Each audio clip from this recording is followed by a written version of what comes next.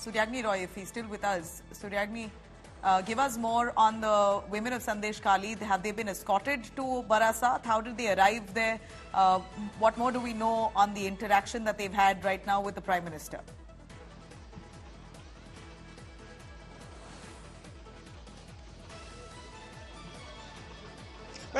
Well, Nabila, as I mentioned a while back, many women and people from Sandesh Kali arrived over here at this particular event.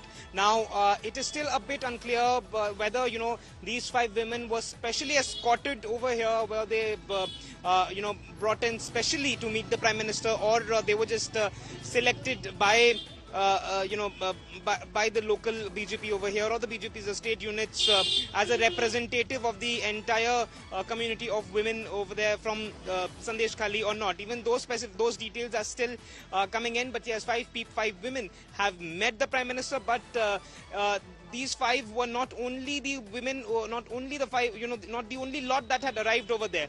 There were multiple women as well who arrived from Sandesh Kali. We spoke to a few of them who narrated their, their ordeals and what they think right now at the backdrop of this particular event, where of the Prime Minister's coming to West Bengal, where he took on the Trinamool government, especially on this particular issue of Sandesh Kali. Let's not forget, Nabila, that not once, not twice, but 3 times in a row, the Prime Minister has raised this particular issue of Sandesh Kali. He has, directly blamed the Trinamool Congress for what has happened at Sandesh Kali. Now, multiple women who arrived over here, we spoke to few of them. They still claim that yes, they still are they are still scared about the other people who are not arrested, like Shah Jahan's associates who haven't been arrested. They are they are still in and around that particular area of Sandesh Kali. So until and unless these associates of Shah Jahan get arrested, his brother Shiraz gets arrested, the fear of these people will continue. That's what the women who came from Sandesh Kali told us. Back to you. All right. Suryagini, we know that the TMC government, who reached out to the Supreme Court against the CBI investigation into the Sandesh Kali horror. Now, you have the same CBI arguing the case yet again in the Kolkata High Court today. They've alleged that the TMC is basically defying the High Court's orders. So they're hoping that today, at least, they're going to take Sheikh Shah Jahan into custody.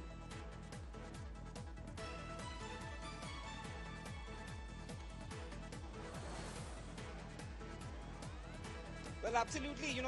We saw the scenes yesterday, how the CBI arrived at the police headquarters to take the custody of Sheikh Shah Jahan. That did not happen.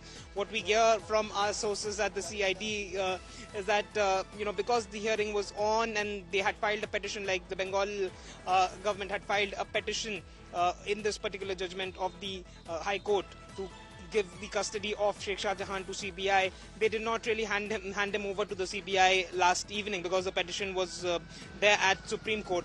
Now that that is still on, and at the Supreme Court and also at the High Court. Let's not forget that simultaneously the ED and the CBI are pursuing this particular case, because the CBI and the ED, let's not forget that they want, they have been pretty clear when they have claimed, their lawyers have claimed that they want the custody of Sheikh Shah Jahan with them, because they feel that until and unless Sheikh Shah Jahan is with them, then the background of this particular person, how he used to operate and what all he did, especially in terms of the firstly the attack on the ED sources, on the ED officials, and secondly in this multi-crore scam of the PDS, that is the public distribution service, that cannot be unearthed. To unearth that, the ED feels that the custody needs to be with either them or the CBI. So this is the crux of the entire matter, and that is why they want the custody of Sheikh Shah Jahan. And the CBI and the ED lawyers have been very, very categorical. They have time and again they have stated in the High Court or the Supreme Court that they somewhere feel that if Shah Jahan is with the state police, then the investigation will not really happen. So this is the entire crux of the matter. Whether or not finally what the High Court or the Supreme Court does is something that only time can say. But yes, the CBI, the ED, they want him as in Shah Jahan in their custody. Back to you. Right. Thanks very much, Suryagini. Paulami is also with us on that. Paulami, we see the Prime Minister as part of the Lok Sabha rally. He's visited Barasat for the second time, and this is basically the second leg of his West Bengal outreach. We hear that some TMC leaders in West Bengal have also recently decided to join the BJP. What does this do to the BJP's strength? Also on the heels of this case, the BJP seems to be gaining popularity ahead of Lok Sabha. Well, let's just say that as far as West Bengal is concerned, expect a replay of the 2021 assembly elections where the BJP and the Trinamool went loggerheads at each other. This is going to be a stiff contest. The Bharatiya Janata Party, of course, hoping to up its numbers from the 18 that it got the last time round in the 2019 general elections out of 42 to at least 30, 35. That's the target that Amit Shah has set for the party. The Trinamool Congress also coming down heavily and hitting back at the Prime Minister and the BJP's campaign. But as our colleagues have also been discussing, this is going to be effectively a Narendra Modi versus Mamata Banerjee contest in West Bengal, because as much as this is for the Bharatiya Janata Party, a general election is all about Prime Minister Modi's popularity, his star power. The people tend to, of course, they're voting for the central government, so they tend to see the Prime Minister's face and decide on whether they want to vote for the BJP or not. Whoever be the candidate, the same goes in West Bengal. It is Mamata Banerjee